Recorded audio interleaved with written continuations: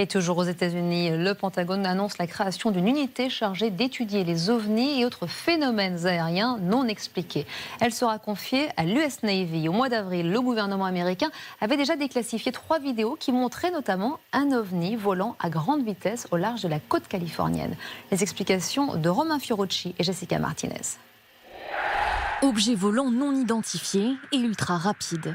2015 au large de San Diego, États-Unis, 2 pilotes de ligne de l'US Navy ont besoin de plusieurs secondes et plusieurs tentatives pour bloquer dans leur mire 7 cibles particulièrement véloces.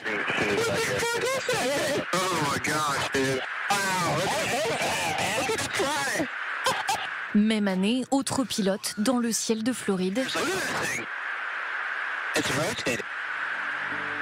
Rotation, accélération fulgurante, forme non référencée.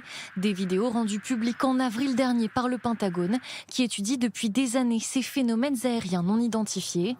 Régulièrement aperçus aux abords de ses bases militaires, le ministère de la Défense américain vient d'ouvrir une cellule d'études officielle de ces phénomènes inexpliqués.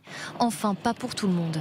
Si le drone est petit, on a des effets d'échelle qui font que les longueurs d'onde actuelles des radars de défense aérienne ne sont pas optimaux pour détecter ce genre d'objet. Pareil, aux États-Unis, ils ont beaucoup de black programmes totalement secrets, liés à la volonté des Américains de masquer un peu leur avance technologique dans un certain nombre de domaines. Projet tenu secret ou mystère encore plus épais, ces 2 hommes enquêtent depuis des années sur les UFO ou OVNI et ont été témoins d'apparitions difficilement explicables.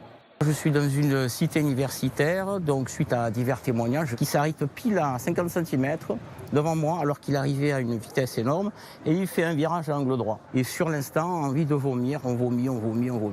Les performances de vol sont incompatibles avec notre technologie. Depuis la fin des années 40, il y a une telle masse d'observations et le doute est permis que ce soit d'une technologie qui ne soit pas d'origine terrestre.